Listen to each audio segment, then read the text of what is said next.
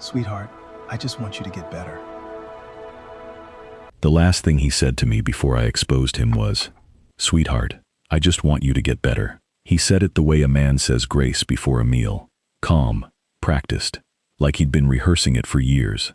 And for a long time, too long, I believed him. My name is Carol. I am 53 years old.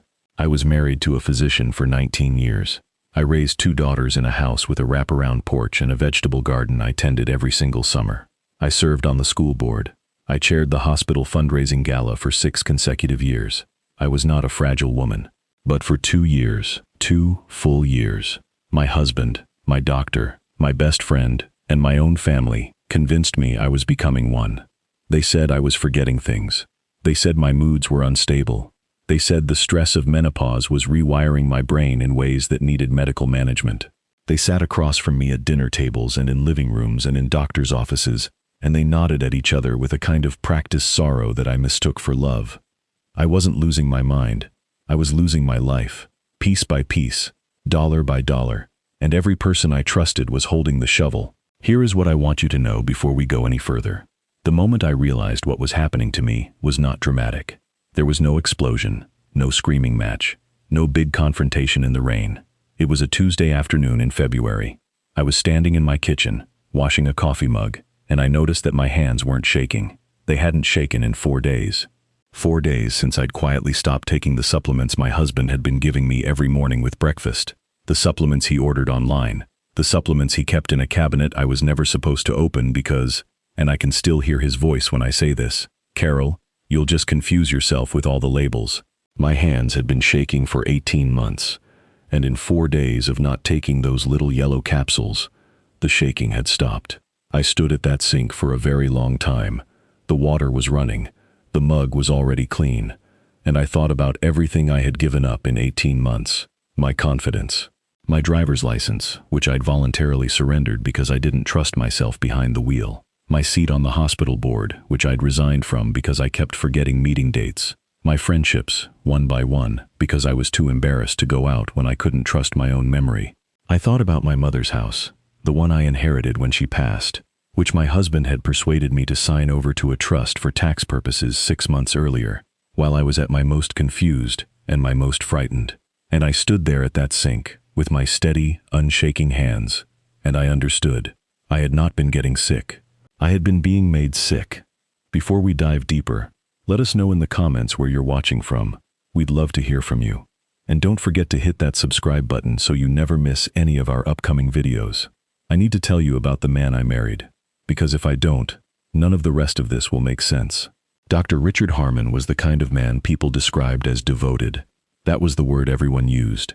Devoted husband, devoted father, devoted physician. He had a way of giving you his complete attention when you spoke, tilting his head slightly, making you feel like you were the only person in the world who mattered. I fell in love with that attention. I was 34 when we met at a charity auction.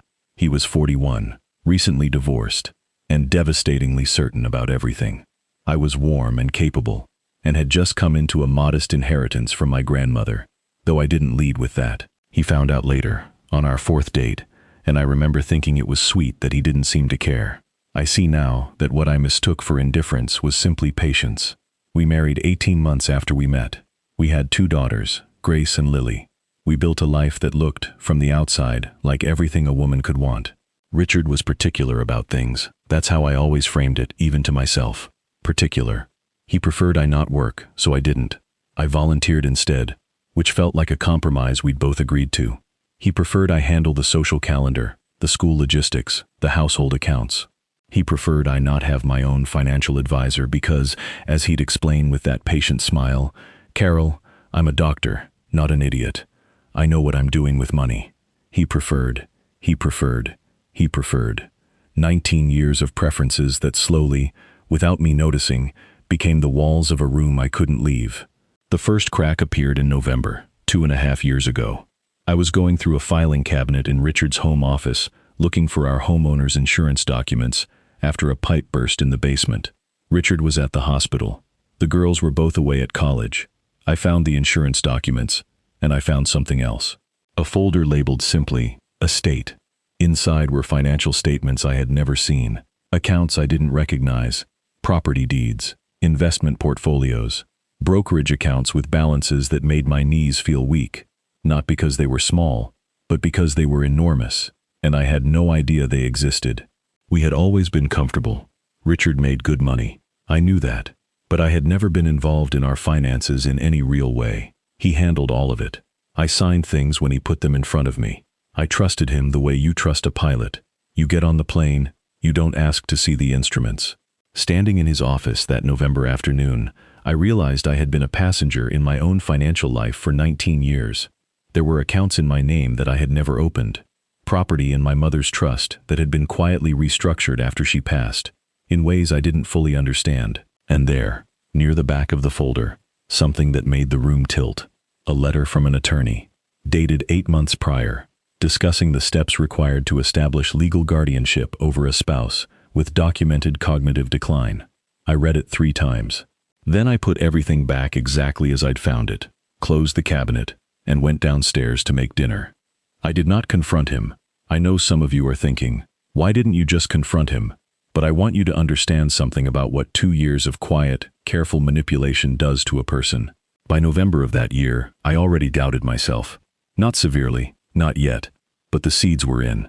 He'd been planting them for months before I ever saw that folder. Little comments, small moments of concern. Carol, you already asked me that. Honey, you left the stove on again. The girls have noticed too. They mentioned it to me after Thanksgiving. I was a woman who had raised 2 children, managed a household, organized 300-person fundraising galas, and I was starting to wonder if I could trust my own memory. That is the cruelest part of this kind of abuse. It doesn't announce itself. It seeps in like cold air under a door, and by the time you feel it, you've already been shivering for a long time. I didn't confront him, but I started paying attention in a different way. January, 3 months after I found the folder, I started keeping a journal. Not a diary. I didn't write about my feelings. I wrote facts, dates, times, observations. I had always been organized. That was something Richard could never quite condition out of me, and I decided to apply that skill to the situation I was now quietly, privately investigating. What I documented over the next 4 months would later be described by an attorney as some of the most methodical self-documentation she had ever seen in a domestic fraud case. But in January, I was just a woman writing things down because I was scared and I didn't know what else to do. The shaking in my hands started in February. Richard noticed it the same day I did. He was across the breakfast table when my coffee cup rattled against the saucer, and his expression, I need you to understand this. His expression was ready, not surprised, not alarmed, ready, like a man watching the first domino fall in a sequence he built himself. Carol, how long has that been happening? I don't know. It's probably nothing. It's probably not nothing. I'd like you to see a colleague of mine, a neurologist. Just to be safe. The neurologist was a man named Dr. Fielding. He was pleasant and thorough, and spoke to me in the careful, slightly simplified way that people sometimes speak to the elderly. I was 51 at the time. He ran tests. He asked me questions. At the end of the appointment, he told me that while there was nothing definitively wrong, there were some areas of concern that warranted monitoring, and that the symptoms I was experiencing, the tremors, the memory lapses, the fatigue, could be consistent with early-stage neurological changes. He recommended a supplement protocol. He handed me a printed list. The supplements were already waiting at home. Richard had them on the kitchen counter when I walked in, still in their shipping box. I called ahead, he said, smiling. I wanted to make sure you had everything you needed. I thought that was love. I opened the first bottle that night. By April, the tremors were worse. I was sleeping 10, sometimes 11 hours and waking up exhausted. I would walk into rooms and forget why I was there. I left my keys in the refrigerator twice in 1 week, something that had never, in 51 years, happened to me before. I wrote it all down, every lapse, every symptom, every time Richard appeared at exactly the right moment, with exactly the right expression of gentle, worried concern. Here is what I also wrote down. The symptoms were worse on the days I took 3 capsules instead of 2. Richard had quietly increased my dosage in March, telling me Dr. Fielding had called and recommended it. I had no reason to doubt him. I wrote that down too. In May, something happened that I still have difficulty describing without my voice breaking. My daughter Grace came home for a weekend visit. She is 24, sharp as a tack, works in finance in Chicago. She sat across from me at the kitchen table and said, with a careful gentleness that told me she'd been coached, "Mom, Dad is really worried about you. We both are. You seem different, and we want to make sure you're getting the right help."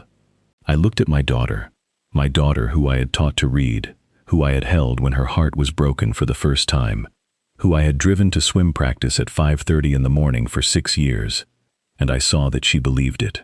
He had gotten to her too. I excused myself to the bathroom. I sat on the edge of the tub. I held my journal to my chest and I thought, if my own daughter believes I am losing my mind, what chance do I have? And then I thought, that is exactly what he wants me to think. I stood up. I washed my face. I went back to the kitchen and I told Grace I was glad she came home. And that night, after she fell asleep, I went online and I did something I had been putting off for months out of fear. I searched for the name of the supplement Richard had me on. I found the ingredient list. I cross-referenced every ingredient with potential neurological side effects. 3 of them, in combination, at the dosage I had been taking, were associated with induced tremors, short-term memory disruption, and chronic fatigue. Not dangerous enough to kill, not obvious enough to flag, but more than enough to make a healthy, capable woman look like she was quietly coming apart at the seams. I sat in my kitchen at 1 in the morning, and I did not cry. I had moved past crying. I had work to do.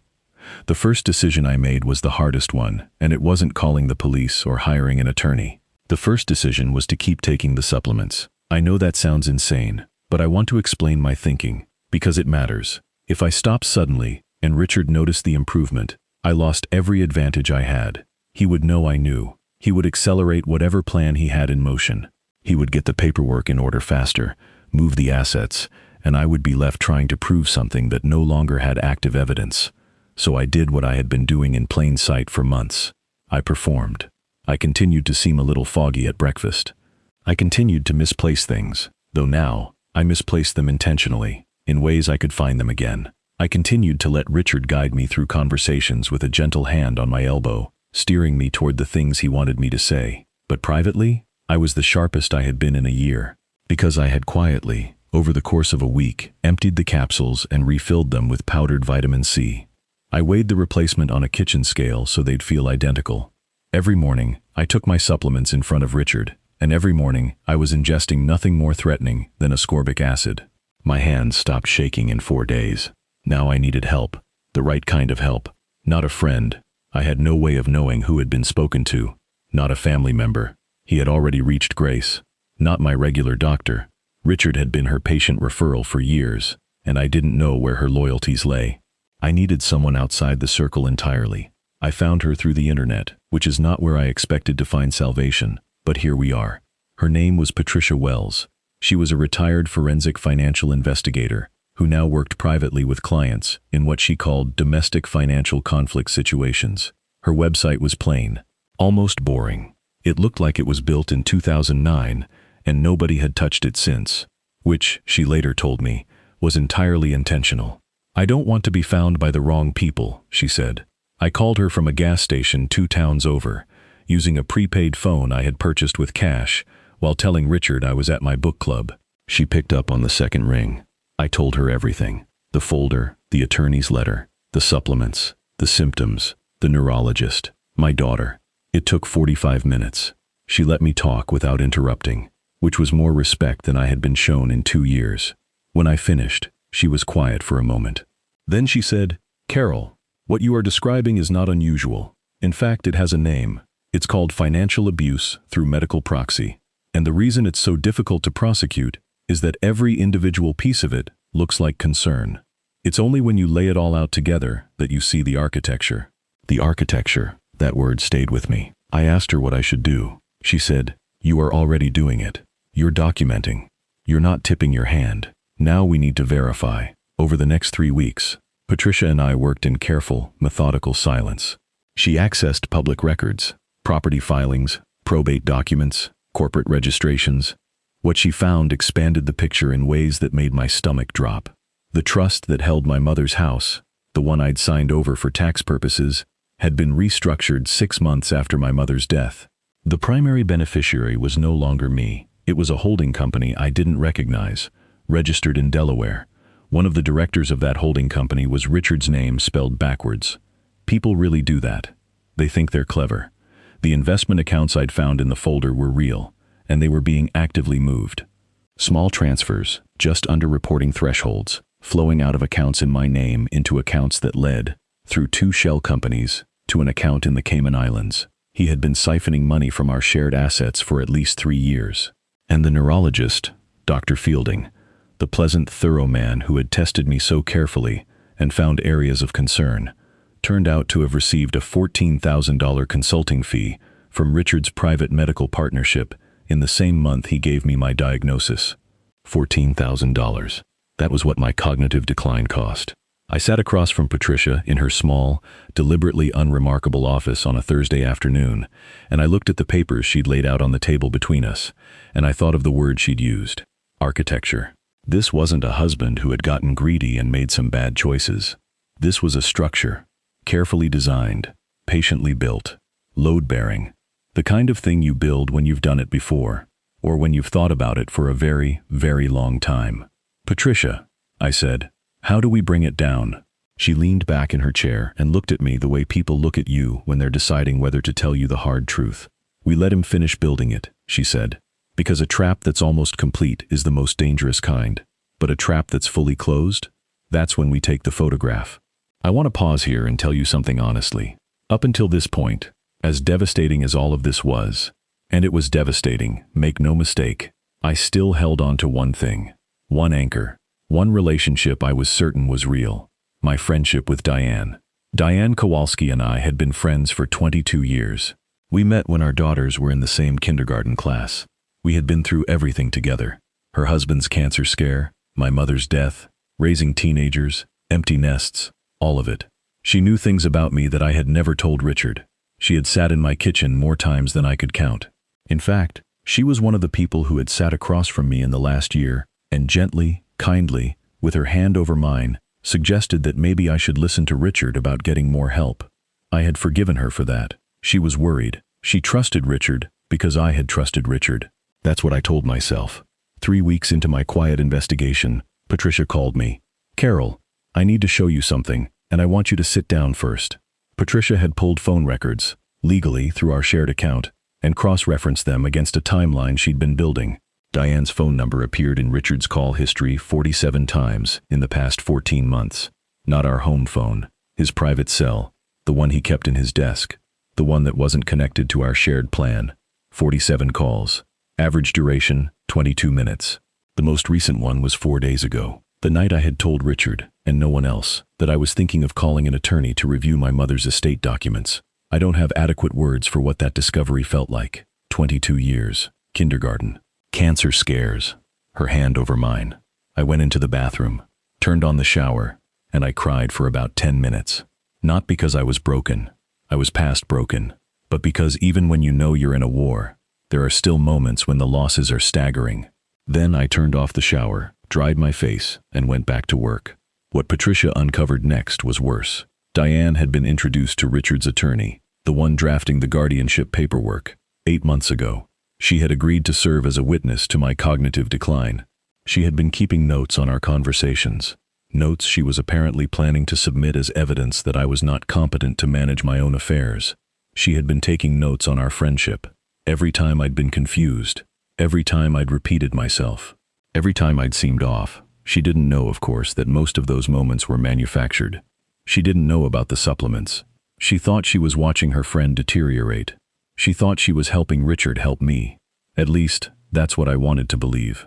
Because the alternative, that she knew, that she was willing, that the 22 years meant nothing against whatever Richard had offered her, that was something I still wasn't ready to fully sit with. But here is what I knew. Diane was going to testify against me if this went to court. And now I had to decide what to do about that. Patricia advised me to say nothing to Diane. Not yet. To let her keep taking her notes, keep making her calls, because every call she made to Richard's private number was being logged, and every note she took was going to look very different in context once we were ready to show what context actually was. But there was still one more layer I didn't know about yet, and this one came from a direction I never expected. It was Grace. My daughter called me on a Sunday evening, 3 weeks after her visit. I answered with the careful, slightly foggy manner I had been performing. We talked for 20 minutes, about her job, about her apartment, about nothing in particular. And at the end of the call, almost as an afterthought, she said, "Mom, Dad mentioned that you might be meeting with some kind of financial advisor. He's really worried that someone might take advantage of you in your current state. He just wants to make sure you're protected." I kept my voice perfectly even. "Oh, sweetheart. I haven't met with anyone. I've just been doing a little reading online. You know how I like to research things." "Okay, good. He'll be relieved." I hung up the phone. Richard had told Grace to monitor me, and Grace, my Grace, who I had built my entire adult life around, was reporting back. She didn't know she was doing anything wrong. That's the thing that haunts me still. She had been told a story about her mother, a convincing story told by a convincing man, and she was playing her role in it with the pure, genuine concern of a daughter who believes she is helping. She was a weapon that had been aimed at me by someone she trusted completely. I sat in my car in the driveway for a long time that night, and then I did what I had been doing every night for 3 weeks. I wrote it all down. Patricia told me we were almost ready. Almost in her vocabulary meant the documentation was there, the paper trail was there, but we needed one more thing. We needed him to make the move himself, on record, in a way that left no room for interpretation. Richard had been building toward a specific moment for months. I could see it now in the architecture. He had the neurologist's assessment. He had Diane's witness testimony in progress. He had our daughter believing the narrative. And he had a team of attorneys who had been quietly preparing the paperwork that would, with my signature, transfer primary control of all our joint assets and my mother's estate to the holding company, the one with his name spelled backwards. All he needed was me, compliant, in a room, with a pen. He had scheduled a meeting. He told me it was with our estate attorney, the one I'd met twice, years ago, who seemed perfectly reasonable. He said it was just routine planning, updating the documents. He mentioned it casually over dinner, the way he mentioned everything, with the practiced ease of a man who has rehearsed the performance until it feels like breathing. I said, "Of course, Richard. Whatever you think is best."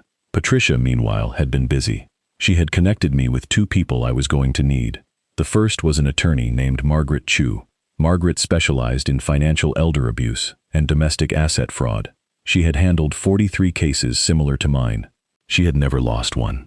She was small, brisk, and had a handshake like a dock worker. The first time we met, she looked at Patricia's documentation, looked at my journal, and said, without preamble, "This man is going to prison." I had not let myself think that far ahead. I almost laughed.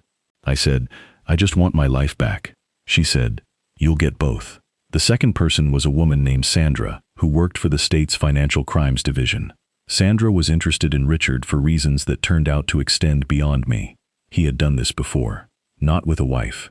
With a patient. 7 years earlier, a woman in his care, elderly, widowed, with no immediate family, had been quietly talked into changing her will, surrendering financial power of attorney, and within 2 years was in a care facility she hadn't chosen while her estate was liquidated. The case had been investigated. Nothing had ever been proven. Sandra had been waiting for a second bite at this particular apple for 7 years. "Carol," she told me in a parking garage where we met, because she didn't want to risk being seen entering my house, "you are not just saving yourself, you are also going to give me what I need to make sure he never does this to another woman."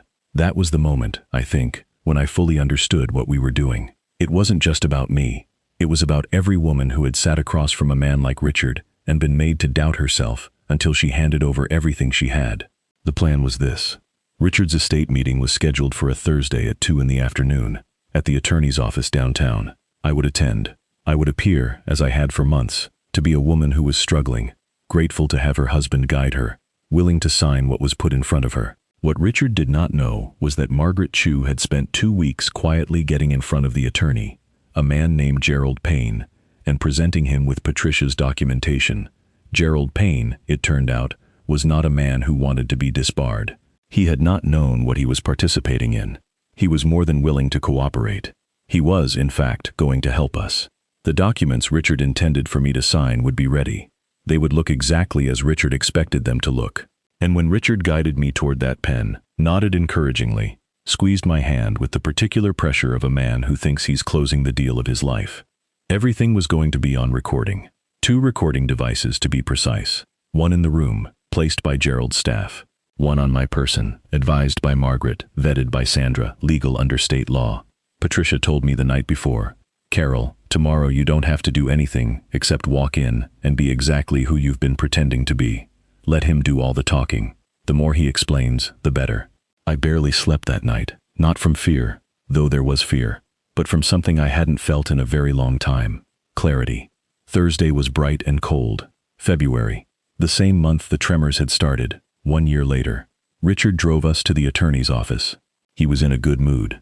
The careful, contained version of good mood he maintained when he was close to something he wanted. He held the door open for me. He put his hand on the small of my back as we walked in. He introduced me to Gerald's receptionist with that specific warmth he deployed for audiences. "This is my wife, Carol. We're just here to get some paperwork sorted out." Gerald greeted us in the conference room. He shook Richard's hand. He smiled at me with the slightly wider, slightly slower warmth that Richard expected people to use with me now. We sat down. Gerald walked us through the documents. Richard leaned forward in his chair, listening with his doctor's attentiveness, asking clarifying questions in the tone of a man who has done this before and is making sure everything is in order. And then Gerald slid the first document across the table. I looked at it. I looked at the line where my signature was supposed to go. Richard put his hand over mine. "It's all right, sweetheart. Gerald has explained everything. This just makes sure everything is taken care of, if anything ever happens to either of us." I looked up at him. For a long moment, I just looked at him. 19 years. The auction where we met. The morning Grace was born. The winter he brought me soup every day for a week when I had the flu. The night we sat on the porch after Lily left for college and he held my hand and I thought, we made it. We did something real. I looked at the man who had spent 3 years dismantling me, piece by piece, so carefully that I had almost dismantled myself. And then I put the pen down. I said, "Richard, I don't think I'm going to sign this." The room changed. His face stayed exactly the same for about 2 seconds. That was the training, the composure, the 19 years of performance. Then, very slightly, something shifted behind his eyes. "Carol." His voice was gentle. "Warning, honey. Remember what we talked about. You trust me to handle this." "I do remember what we talked about," I said. "I remember all of it, actually. I've been remembering things much more clearly lately." I watched him recalibrate. "Gerald," he said, not looking away from me. "Could you give us a moment?" "Actually," said a voice from the doorway, "I'd prefer Gerald stay." Margaret Chu walked in. Behind her was Sandra from the Financial Crimes Division. Behind Sandra were 2 men in suits who did not introduce themselves, but whose presence in the room communicated everything that needed to be communicated. Richard stood up. The composure slipped. For the first time in 19 years, in my presence, the composure actually slipped. I watched something move across his face that I can only describe as the look of a man who has just realized the room he built has no door. "What is this?" he said. I picked up my purse. I stood. "This," I said, "is the part where I stop performing." Margaret placed a folder on the table. 3 years of financial fraud. 1 documented case of medical malfeasance, cross-referenced with Dr. Fielding's consulting records, phone logs, wire transfer records, the holding company, the Cayman account, the patient from 7 years ago. Richard looked at it. He looked at me. "Carol, think about what you're doing. You need me." And I said the truest thing I had ever said to him. "Richard, I haven't needed you in a very long time. I just didn't know it yet." Richard was arrested 11 days later. Dr. Fielding lost his license to practice medicine. The cases moved through the system the way these things do. Slowly. And then, suddenly, all at once. Diane called me 6 weeks after that Thursday. She was crying before I picked up.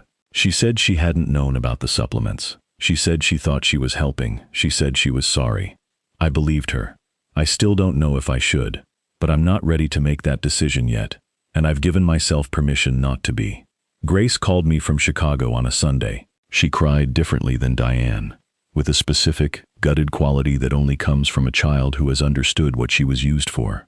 I held the phone and I told her the same thing I would tell her if she had just gotten her heart broken for the first time. You were not wrong to love someone and trust them. That's not on you. That will never be on you. The money took longer. Asset recovery always does. But the accounts were frozen before anything reached the Cayman Islands, and Margaret is confident. I am back in my house. My name is back on my accounts. My mother's trust has been restored. And the tremors? Gone. I am sitting here, telling you this story, with the steadiest hands I have had in 2 years. I went back to the school board. I took a watercolor class on Tuesday mornings, which I never would have done before, because I would have worried I wasn't good enough. I'm not good enough. I'm an absolutely terrible watercolor painter, and I love every second of it. What I want to leave you with is not a lesson in how to catch a cheating husband, or how to monitor your supplements, or how to hire a forensic financial investigator. Those things are all real and they all matter. And if something in this story resonates with your own life, please, please take it seriously. What I want to leave you with is this. The most powerful thing I did, the thing that changed everything, was not the journal, or the phone records, or the recordings, or the attorneys. The most powerful thing I did was the night I stood at the kitchen sink, with my unshaking hands under cold running water, and I chose to believe myself. Not the doctor, not my husband, not my daughter who had been given a story to believe, not my best friend, myself.